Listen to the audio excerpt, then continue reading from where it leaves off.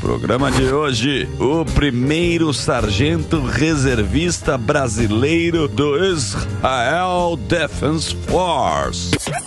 O cara que vai falar a real sobre a guerra entre Israel, Hamas e Irã. Com vocês, Henry Tecatz. O Henry, o Zuckerman explicou aqui, mas muito mal e porcamente, como ele sempre faz. Precisava de um especialista. Você, como é que é? Conta a sua história com esse negócio do exército de Israel, que não é um exército, é a defesa de Israel, né? Ele é chamado assim, né? Exato. É a defesa, eles fazem a defesa do território de Israel. Como é que você foi para lá? Conta um pouco para nós aí. Claro. Primeiro é um prazer estar aqui com vocês. Eu sou paulista. Meus avós vieram refugiados do Holocausto quando os judeus começaram a ser perseguidos pelos nazistas lá na Europa. E depois fui para Israel. Graças a eu ser judeu, eu pude dar entrada na nacionalidade. Fui para o exército, fiquei 4 anos lá. Fui membro das Forças Especiais. Depois participei também dos nossos departamentos de inteligência, onde eu fiquei trabalhando. Que é tipo a falda. É quase isso. Até onde a gente pode abrir. E em Israel existem diversos departamentos de inteligência. Então você tem o Mossad, que é o serviço externo. Você tem o Shabak, que seria o Shin Bet, aqui onde as pessoas conhecem no Brasil, que é o serviço interno, né? E aí eu trabalhei nos departamentos de inteligência do governo também. Depois de 6 anos eu voltei para o exército no dia 11 de outubro. Então, 5 dias depois do massacre que o Hamas fez em Israel.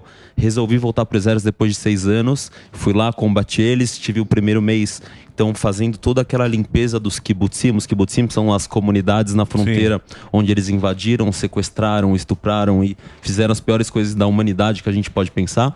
E depois fui para Gaza, onde eu fiquei ali quase 3 meses dentro de Gaza. Com túnel, dos túneis, né? Acredito que você foi para lá também. Isso, exatamente. Então, eu entrei em Gaza, em Khan Yunis, que seria ali o local mais perigoso. Obviamente que toda Gaza é perigoso, mas em Khan Yunis é onde os líderes do Hamas eles nasceram e cresceram.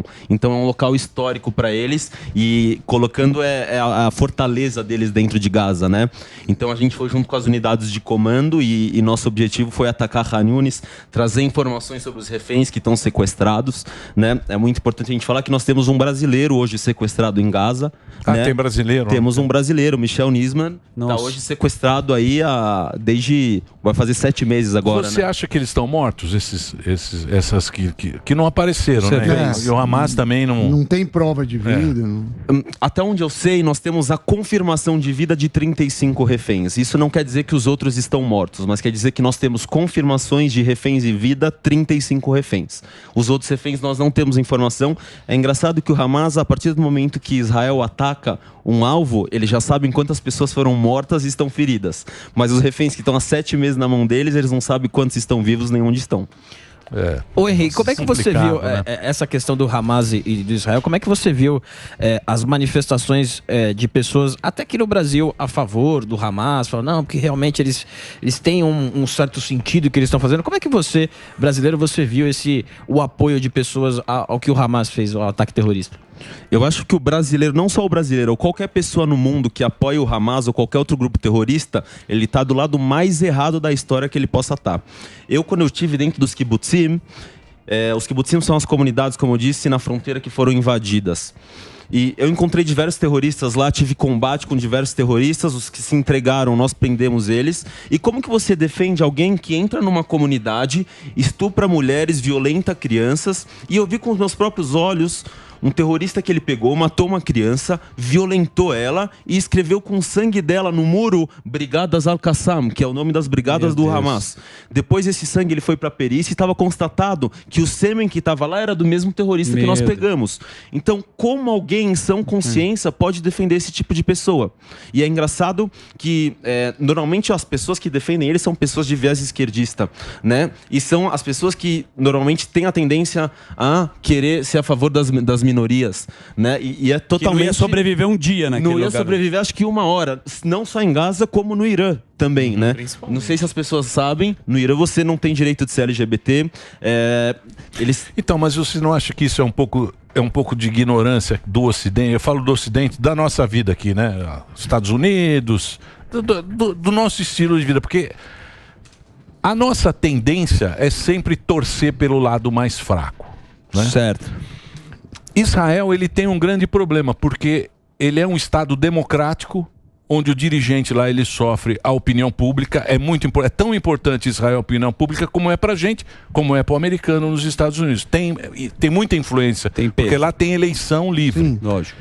E ele Tem vive oposição cercado, de fato. ele vive cercado de país que é ditadura. Então é muito difícil, porque lá a gente sabe, no Oriente Médio você tem que mostrar força. Então ele tem que mostrar força, certo, para aqueles países que estão ali do lado, que não é brincadeira. Que querem acabar com a existência. E é país terrorista. A gente vê que o Irã agora financiava o Hezbollah, financiava o Hamas, todos os grupos. Todas as células terroristas, sai dinheiro do Irã. E, ao mesmo tempo, ele tem que parecer ser bonzinho pro Ocidente. Então, é uma complicação. Perfeito. É uma coisa muito complicada, porque é um jogo muito difícil, porque a gente tá aqui no ar-condicionado, né? Que tá gostoso. Imagens, né? Quando chegam... O pessoal tá lá criticando o Hamas lá em Manhattan. Isso, né? tomando um belo de um bourbon, um cappuccino falando, moca. Esses judeus aí, precisamos... Que exagero dessa parte. Precisa parar com esta guerra. Chega entendeu? Eu acho que é muito difícil para quem está administrando essa confusão lá, né? Eu acho que, assim, existem pessoas que é por falta de informação que realmente eles defendem o outro lado, e existe aqueles que é por ideologia e o caráter da pessoa, que para eles, né, eles não se importam em defender um grupo terrorista a partir do momento que eles estão do lado ao contrário de Israel, né? Então acho que existe, sim, esses dois viés principais aqui no Brasil. Mas não dá para você defender grupo terrorista. Mas eu não acho dá, que o que pega tudo o seu discurso aqui é a proporcionalidade. É assim que conseguem atingir Israel. E você é um cara que esteve em Gaza. E aí, o que você viu lá? Da onde que saem esses ataques? Porque quando a gente começa a destrinchar esse assunto, a gente fala, ó, tem hospital, tem criança que tem uma doutrinação, as escolas lá tem bombas escondidas. O que tem lá dentro, numa guerra que precisa ser combatida, como força militar mesmo? O que você viu? Hoje as pessoas têm que entender que o modus operandi que os terroristas se utilizam nesse combate é o modus operandi que o crime organizado vai usar no futuro. Então, qual que é o modus operandi que o Hamas ele se utiliza? E isso está provado pelos interrogatórios de terroristas que foram presos. E esses interrogatórios, os vídeos foram liberados na internet para o mundo ver. Então, eles assumem que eles se utilizam de infraestruturas civis como hospitais e escolas, não só para guardar o armamento, mas também como base de lançamento de foguetes. Ou até nós temos o caso da sede da UNRWA, que é a agência da ONU, onde o maior data center de inteligência do Hamas se encontrava ali, debaixo da terra, né? E por que eles colocam isso? Porque eles sabem que caso Israel nunca vai atacar um hospital, porque existem civis lá, e caso ataque, obviamente vai ter toda a pressão da mídia contra Israel por supostamente atacar um hospital. Mas é falta de informação das pessoas de saberem que ali existem terroristas se escondendo debaixo da população civil. Porque daí vira essa narrativa, né? Mesmo E morre muita gente, é uma guerra, né? Também é bom lembrar disso, está num combate. Eu sei, mas você tem que entender uma coisa. Por exemplo, essa guerra em Gaza, ela é muito complicada, bicho, porque Gaza é gente pra caramba. Sim. É gente pra caramba num espaço muito reduzido. E uma parte subterrânea gigantesca também. E eu acho que nunca teve uma guerra assim, né? Num lugar com tanta gente como... Porque lá é pequeno, é uma área pequena com uma população muito grande. Então deve ser muito difícil pro exército de Israel, porque sempre ele tem que justificar. Sim. Né? Sempre tem que morte de civil, você claro, sempre tem que justificar para a imprensa, para a BBC. Eu não entendo também por que a BBC tem essa. Eu não entendo que lado que esses caras. Qual é a intenção? Eu não consigo entender. Vai além, aí vira guerra de audiência já. E também fica um negócio bizarro, que assim, agiu desproporcional. Então queria que fizesse o quê? Que Israel invadisse lá, estuprasse as mulheres, matasse as crianças, aí seria proporcional. É um negócio que não tem o menor sentido. Assim, não tem lógica. A mídia falando de desproporcionalidade. Então, mas agora ficou diferente, porque agora são dois estados. Antigamente era uma guerra de um Estado, o Estado democrático, que é Israel, contra um grupo terrorista. Agora são dois estados, é Irã... Isso, dois países, né? São dois países, que agora é outra coisa, é outro... E o tamanho também da bucha que é nuclear, né? Também é bom discutir isso. Eu vou fazer o break agora. Boa. Ok. Posso fazer ou não? Claro que pode. O papo está muito bom. Eu posso passar a sua rede social? É muito bom, inclusive. É o Henry, é complicado, hein? Henry com Y no final, Kadima, SP. Exatamente, Kadima em hebraico. Kadima. O que é Kadima mesmo? Kadima quer dizer pra frente, sempre pra frente. Henri Kadima, SP. É isso aí? Posso fazer o break pro Reginaldo? Então vou fazer o break pro Reginaldo. Daqui a pouquinho a gente volta. E eu quero mostrar pra vocês. TV Al Jazeera mandou. Eu só quero o frame. Sim. O frame. Do triângulo. O frame do objeto voador não identificado. OVNI. Do OVNI. Daqui a pouquinho, depois dos comerciais. Henri, tá falando da desproporcionalidade, mas muita gente fala assim, não, o problema é o Irã com Israel.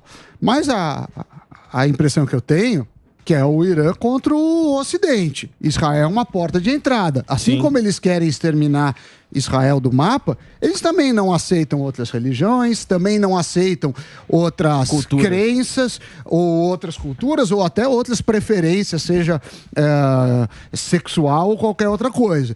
E o que vem para a mídia é o contrário, como se eles fossem o oprimido. Assim, eu queria que você desse uma visão. Você que deve ter estudado muito sobre o Irã, até como estratégia de guerra. Claro, então hoje a única ameaça que Israel tem a esses países do Oriente Médio, como a Síria, como o Líbano ou como o próprio Irã, é que Israel é uma democracia, né? Então Israel, a imprensa, ela tem livre-arbítrio, ela pode colocar e falar aquilo que ela acha. Em Israel, você sendo muçulmano ou judeu, você vai ter exatamente o mesmo direito, né? E o Irã, desde a Revolução Islâmica ali de 79, a ideia deles é destruir o Estado de Israel, tomar o Estado de Israel, e não só isso, muito mais do que isso. Depois é tomar o controle de todos os petróleos e tudo aquilo que a gente entende de riqueza que tem no Oriente Médio, né? Então hoje uma das principais fontes de renda do Irã, do governo iraniano, é o petróleo. 90% desse petróleo ele é vendido à China, né? Até porque existe embargo desse petróleo vir para outros países aqui do Ocidente. Então o que as pessoas têm que entender é que é muito mais aqui que a gente está falando de uma guerra Irã-Israel. A gente está falando possivelmente talvez de uma terceira guerra mundial, até onde eu sei, existe a possibilidade de hoje Israel fazer um contra-ataque contra o Irã. Existe. Então, a gente tem que acompanhar com muita atenção como isso vai se desenvolver, né? E, obviamente, Israel é a porta de entrada para o Ocidente. Se Deus me livre, eles acabarem com Israel, aí eles vão vir atrás de tudo aquilo que a gente tem como cultura livre, que é o que a gente vive. Porque é o seguinte, a gente fica nesse blá blá blá aqui, enquanto tá tranquilo aqui. Mas a Terceira Guerra já começou, meu amigo. Já os blocos já estão sendo identificados. Na introdução. Nós já estamos na Terceira Guerra. Você vê lá, os Estados Unidos agora precisa mandar um pacote lá de 60 bi. Sim, tá pedindo. Pro Zelensky. O Zelensky tá... Acabou o dinheiro. Acabou, secou a fonte. Então, mas se não aprovar, acabou essa guerra. Sim, o não tem Putin como vai passar por cima. Sim, não tem como... Acabou a guerra. O Zelensky não banca, não tem cacife. Mas acho que ele não vai conseguir passar o chapéu dessa vez, não. Pelo jeito. Tem muita guerra que os Estados Unidos vai ter que escolher qual ela vai querer entrar também, né? Exatamente. Então, aí era até isso que eu queria falar contigo, Henri. Tem essa questão toda, teve o ataque do Irã, provavelmente agora vai ter esse retorno de Israel. O que você acha da ação dos Estados Unidos deles terem falado, não, a gente não vai se meter por hora? Você acha que isso dá uma fortalecida no Irã, de não ter os Estados Unidos, pelo menos agora, na linha de frente, ou então para eles tanto faz? Eu acho que é importante aquilo que a gente entender duas coisas. Existe aquilo que a gente ouve na mídia, existe a realidade, que é o que acontece atrás da cortina, né? Eu acredito que independente de Israel atacar ou não, os Estados Unidos vai estar absolutamente com a gente, até porque a gente viu que não só os Estados Unidos, como as outras nações, como França e Reino Unido, foram muito importantes nas interceptações de mísseis que nós tivemos agora nos ataques deles, né? Então acredito que essa coalizão, independente do que é falado publicamente, ela está montada e ela vai continuar. Até porque essa guerra que acontece hoje entre Irã e Israel é a cortina de fumaça perfeita, por exemplo, para a China atacar o Taiwan. Sim. Né? Então é algo muito mais complexo do que uma guerra regional entre Irã e Israel. Existe toda uma cortina e os blocos, como o Daniel falou antes, que estão sendo formados, e isso vai se desenvolver num período curto de tempo, dependendo de como for o ataque de Israel. Uma outra discussão, desculpa, só nesse assunto, é que a Arábia Saudita tinha um acordo muito grande com Israel, e a Arábia Saudita acaba sendo inimiga também do Irã. Isso aí interferiu também, você acha que nessa guerra? Então hoje nós temos informações de inteligência concretas que o Irã optou por pelo massacre do 7 de outubro, de começar essa guerra justamente por Israel estar muito próximo de um acordo de paz com a Arábia Saudita. Quando o Trump estava ali no mandato dele nos Estados Unidos, tiveram os acordos de Abraham, né, de Abrão aqui, que a gente chama em português, onde grandes nações árabes fizeram a paz com Israel, né? Então a gente tem ali os Emirados Árabes, temos o Bahrein, o Marrocos, e é justamente relação diplomática, né? Troca de tecnologia, muito dinheiro envolvido. Troca de informação, por exemplo, né? Entre Israel e a Arábia Saudita. Com certeza. E segurança nacional. É isso que eles não querem. Que a segurança nacional esteja estabilizada e eles querem tomar o controle do mundo junto com o bloco ali que estamos falando de Rússia, China e tudo aquilo que a gente já ouviu. Oi, o Sami falou da questão da desproporcionalidade. Como é que é a visão da... Estamos de volta aqui na Rádio Jovem Pan falando sobre a guerra de Irã e Israel. Porque tem o Domo de Ferro, né? Aí a imprensa fala, não, mas o ataque a Israel não foi bem sucedido porque tem o Domo... Mas se não tivesse o Domo de Ferro? E isso é discutido bastante. O país fala assim, não, eu não posso levar esse ataque como... Eu interceptei o ataque. Mas, pô, se eu não tivesse essa tecnologia, o que teria acontecido com o meu país? Como é que é a visão estratégica militar dessa questão? Pô, os caras atacaram a gente com mais de 300 drones. A gente tem que entender que no Oriente Médio só se fala a língua árabe. Então não adianta a gente chegar lá, isso é como a gente brinca no exército. Não adianta você chegar lá e querer falar inglês com quem fala árabe, e não adianta você querer falar inglês com quem fala persa, que no caso é o Irã. Né? Então, apesar da gente ter o sistema de defesa antiaéreo, que seja o Iron Dome, seja o David Sling e o Arrow 3. O Arrow 3 é um sistema que nós temos para interceptações de mísseis balísticos que vão pela atmosfera. Né? Então, apesar da gente ter todo esse sistema de defesa, o governo israelense sabe que é importante a gente falar a mesma língua com eles e mostrar a força, porque no Oriente Médio ou você mostra força ou você é engolido pelas nações inimigas.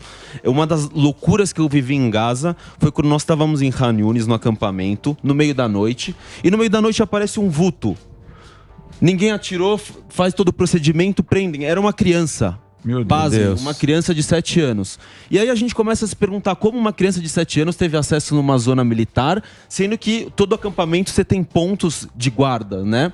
Essa criança, depois colocaram ela no telefone junto com uma pessoa que falava árabe. Essa pessoa era um interrogador do serviço de segurança, e eles começaram a perguntar para a menina, como que você apareceu aqui, o que aconteceu?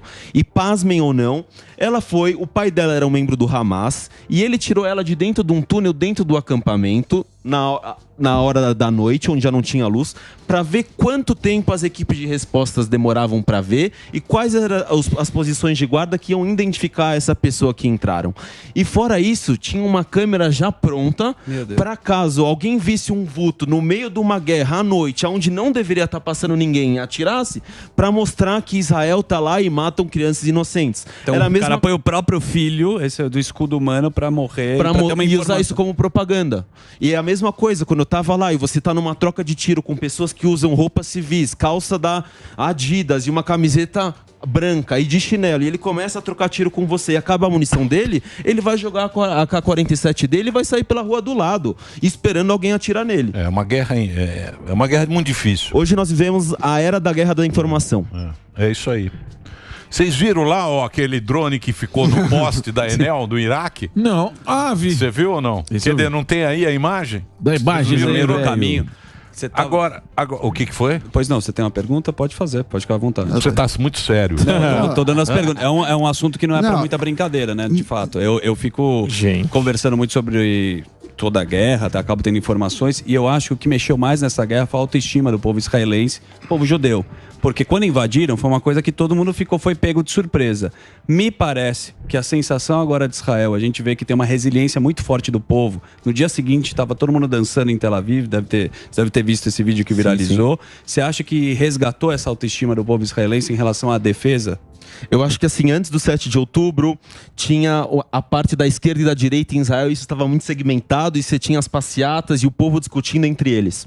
E depois do infeliz massacre que a gente sofreu, que foi a coisa mais dolorosa depois do holocausto que o povo judeu sofreu, o povo entendeu que, independente da sua ideologia política esquerda e direita, o que a gente precisa é de união para atingir os objetivos, que é prosperidade, segurança, educação, saúde e defesa e segurança nacional, né?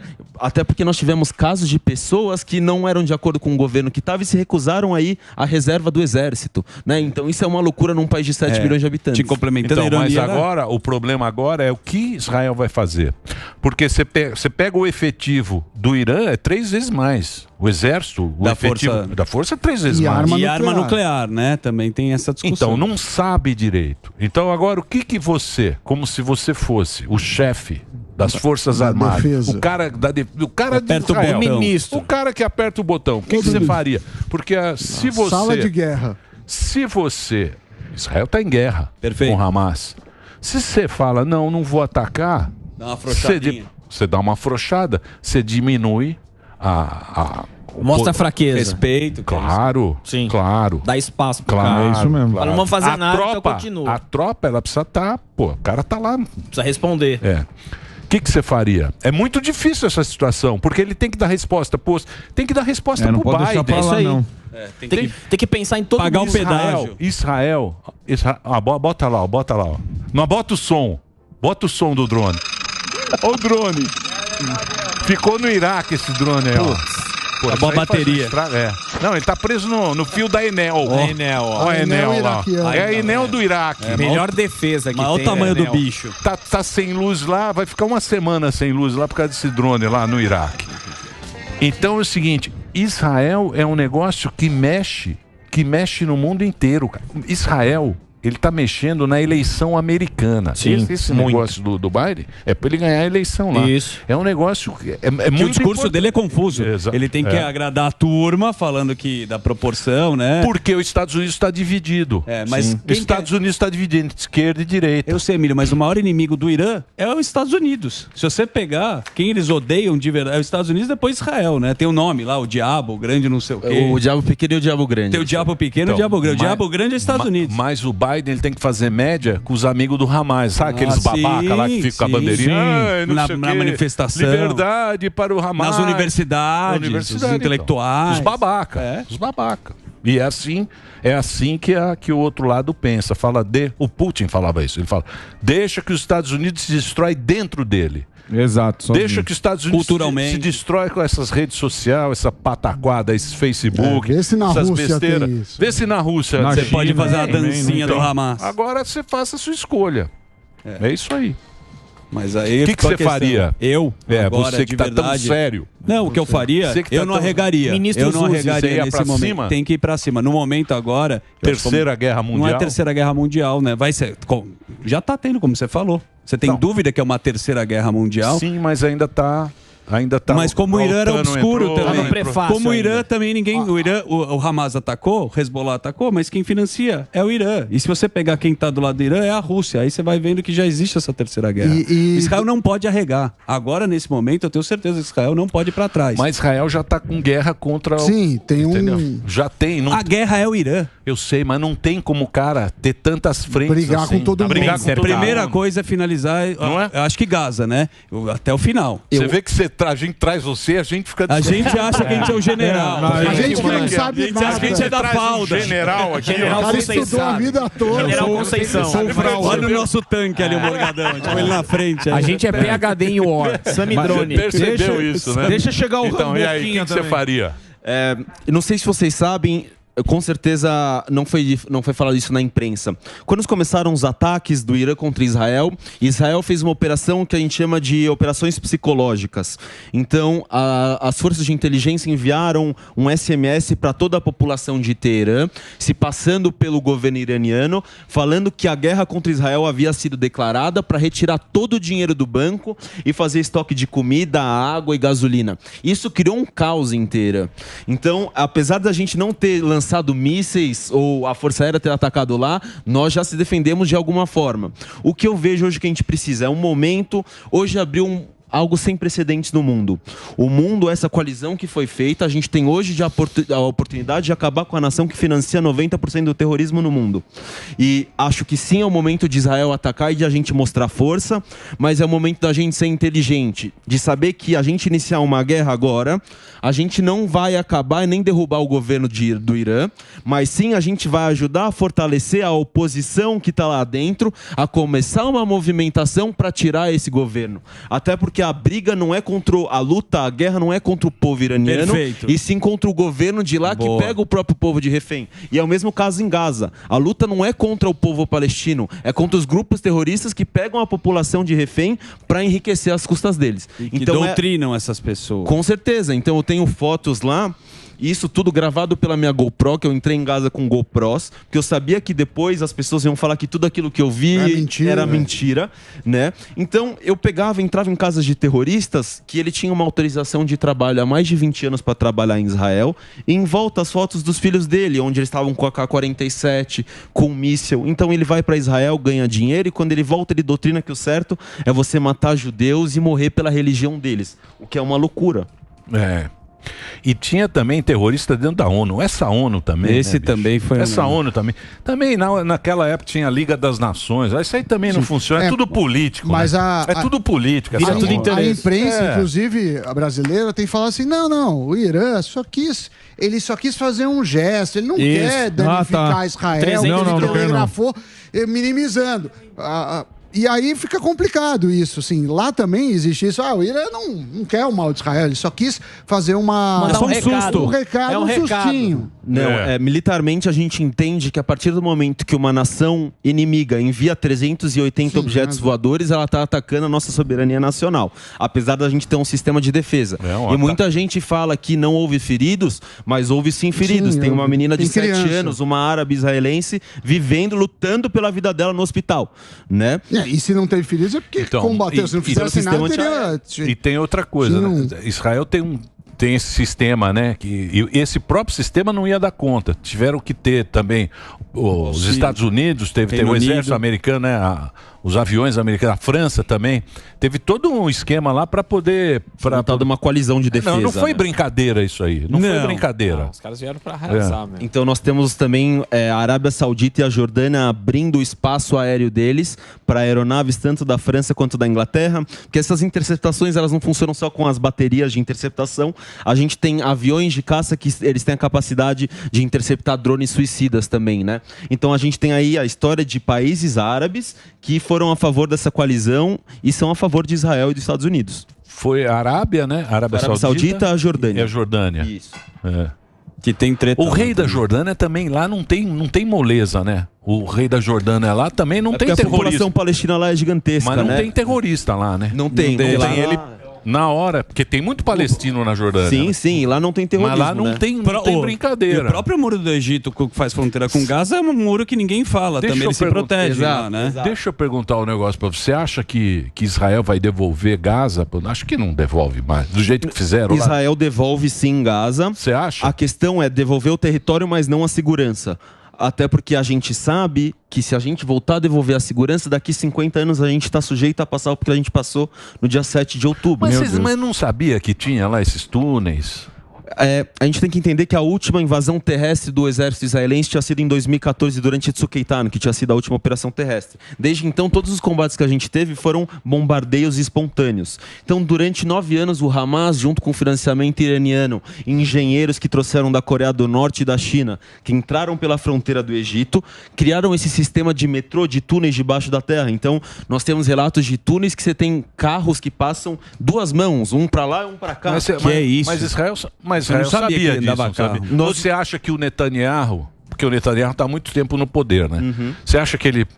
Deixa comigo que eu converso com esses meninos do Hamas. Eu controlo. É que ele fala em hebraico. Eu converso. Ele fala em hebraico. Eu converso. Eu converso com os meninos. Deixa que o Hamas... Medaber com o Hamas. Medaber em Hamas. Deixa que o Hamas está na minha mão. Eu sou Netanyahu. Deixa com o pai. Deixa com o papai aqui, que papai resolve tudo. Você acha que teve um pouco de arrogância dele? Eu digo do governo, né? Sim. Governo. A gente tem que lembrar que o Netanyahu ele não está no poder desde 2014, né? Tiveram as eleições, nós tivemos ali uma coalizão tanto de centro como de esquerda que também ficaram no comando do país e nenhum deles tomaram uma atitude contra o Hamas, não foi só o Netanyahu também, né? A questão é que durante esses 9 anos o governo de Israel liberou dinheiro, cash vivo para entrar pelo Egito, dinheiro que vinha do Catar, justamente para a gente trazer essa sensação de segurança econômica dentro de Gaza. Acontece que tiveram erros estratégicos de inteligência e, obviamente, todo esse dinheiro que chegava em Gaza, ele ia para pro grupo do Hamas ou pra Jihad Islâmica. Em espécie, milhões de dólares em cash né? pra ajudar. E a mala de dinheiro. Já que você tocou nesse assunto, você morou no Catar, porque e os líderes lá do Hamas que vivem lá, você acha que em algum momento vão atrás desses caras ou eles estão completamente blindados? Eu morei no Catar 3 meses, eu fui chefe de segurança da Bélgica durante a Copa do Mundo, né? Então eu tive lá especialmente pro evento. Tá. Eu acredito que hoje o Mossad, que é o Serviço de Inteligência Externa, nós temos que eliminar sim esses líderes. Acontece que hoje a gente tem que entender que eles têm que entender que eles estão preparados e prontos para qualquer ataque. Nós vamos caçar eles e vamos eliminar eles, mas isso vai demandar tempo, né? Provavelmente essa guerra em Gaza ela vai acabar e nós ainda não vamos ter eliminados esses líderes que estão no Catar. Mas aí vem aquele exemplo que a gente tem das Olimpíadas de Munique, né? Sim, aonde, que se vingaram. durante 10 anos nós ficamos atrás dos responsáveis pelos atentados e caçamos eles. Sem dúvida nenhuma nós vamos atrás dos responsáveis. Mas o povo tem que entender que não é instantâneo, demanda tempo. Mas você sabe que com esse negócio, né, a gente vê que a Golda Meir, quando ela fala, porque ela falava o seguinte, se Israel não tiver arma, acaba Israel. É impressionante, né? Precisa se defender. E é verdade, ela falou isso há 50 anos atrás. Já tinha a visão. Precisa defender. As pessoas não entendem isso. Senão o país não é o país. As pessoas vão acabar a existência do povo inteiro. Exato. Estamos em primeiro lugar? Apaguem as luzes, por favor. A gente não gosta de ficar em primeiro. Apaguem as luzes. Não, apaga muito. Silêncio, não vamos tocar no assunto. Sim. Até ficar em segundo. Sim. Mas por que isso? Porque eu não quero ficar em primeiro lugar. Sim, tá certo. O pódio é muito alto. É muita gente enchendo o saco, dando palpite na nossa vida. Verdade. Você prefere ficar piano. Eu prefiro ficar em segundo. Por favor, pianinho. só avisa a hora que cair. Ninguém lembra do vice. Galera, acho Isso, que a o gente vice, tá rico. ninguém dá bola pro vice. Vê, o Santos foi vice, ninguém ligou. Então Ninguém eu quero enche o ser saco. vice. Eu não quero encheção de saco. Empatou já. Já empatou. A hora que cair. A hora que cair pra segundo, você me avisa, a gente Então você é continua. meu o vice, programa. né, Emílio? Que eu sou Palmeiras. Do quê? Vai lá. Olha, Não, que é o então, BYD você só agora. lembra de quem pede. Agora aqui é o seguinte, subiu e assusta a criancinha. Para as criancinhas mudarem o canal. Assusta a criança. Mas pra mudar o completamente, canal. filho. Caiu. Já caiu? Tá empatado, não cai. Não adianta. A gente pode pedir pra Só se a gente Alexa das desligar. pessoas desligarem. Não, assim, mas tá- ó, Alexa, desligar tele. Alexa, desligar Falar, viu? televisão. Da sala. Se falar, é uma encheção de saco, bicho. Ah, mas você tá falando pra um cara que tava na guerra. É então uma não paciência. reclamar Não, a também. gente tem que ter difícil. essa paciência, que não é fácil não, viu? Aguentar a Desculpa bucha. até você estar aqui em Se primeiro expor lugar. nessa situação. Te É colocar complicado. nessa situação É só não complicada. chegar muito perto com a luz apagada que tá tudo bem, né? Que ele já Isso tá aí. armado aqui. Muito bem, mas vamos... Mais uma? Mais uma. Do quê? Não quer perder a audiência, Mais a gente pode uma. fazer mais pergunta pra ele. Do quê? Não, perguntas. Não, no escuro. No escuro, Perguntas pergunta no escuro. Perguntinhas no escuro. Então é bom que tá no escuro mesmo. É o seguinte, a gente viu alguns ataques, o crescimento do antissemitismo gigantesco, né, no Brasil, e até possíveis infiltrados de grupos terroristas aqui no Brasil. Você já trabalhou, inclusive, com seguranças de famílias aqui no Brasil, tá no seu currículo. O que você acha desse assunto aqui no Brasil? Se sofre perigo no resto do mundo ou é isolado só para Israel essa história? Eu fui membro também dos serviços de inteligência do governo e até hoje estou na reserva. E existem células terroristas hoje no Brasil, né? Isso é confirmado, não é achismo. Não só na Tríplice Fronteira, que é onde as pessoas acham que estão as maiores células terroristas, mas também existem terroristas do grupo Hezbollah e outros grupos terroristas que estão em São Paulo hoje e utilizam aqui como plataforma de lavagem de dinheiro para enviar esse dinheiro a grupos terroristas. Existe também a questão da ligação do PCC com o Hezbollah, né? Caramba. Então, desde a parte de treinamentos, de membros do PCC serem enviados ao Líbano para treinamentos militares, da questão de tráficos de cigarro, tráficos de arma, aquisição de explosivos, isso a gente pode lembrar de quando Jorge Rafah foi assassinado na Tríplice Fronteira, né? Sim. O PCC toma o poder. Jorge Rafah, ele era a pessoa até então que ele segurava o que acontecia. Desde que eles tomaram o poder, o PCC, o Hezbollah e o PCC estão diretamente ligados não só em terrorismo, mas nos crimes Porque é a arma, né? também. É que é a Tráfico arma, né? de arma. Arma, tráfico de cigarro, tráfico de droga, né? Muito bem. Eu queria agradecer a presença Bela entrevista. muito bacana. Pô, obrigado, viu, Henry? Boa. Imagina, Eu vou eu agradeço. passar a rede social do Henry, Ele manja tudo, já teve lá, foi combatente. Você foi combatente. Linha de frente. Teve lá na... Pode voltar a qualquer momento, Emílio. Sim, estamos no aguardo, né? Vai estar lá. Eu não desejo nada pra ninguém, porque a gente não é muito de guerra, né? O Brasil não tem a gente não tem essa tradição de guerra, né? Mas é um povo valente, é um povo que se une, né? Eu vejo Israel muito unido, eu vejo estar muito unido lá, né? O povo de Israel, aquela coisa lá da orgulho esquerda de quem direita, tá lá. Estão muito... Desejar sorte, então. Henry, obrigado. Henry Kadima SP, para você nas redes sociais. Tá aí o Henry que conversou aqui com a gente.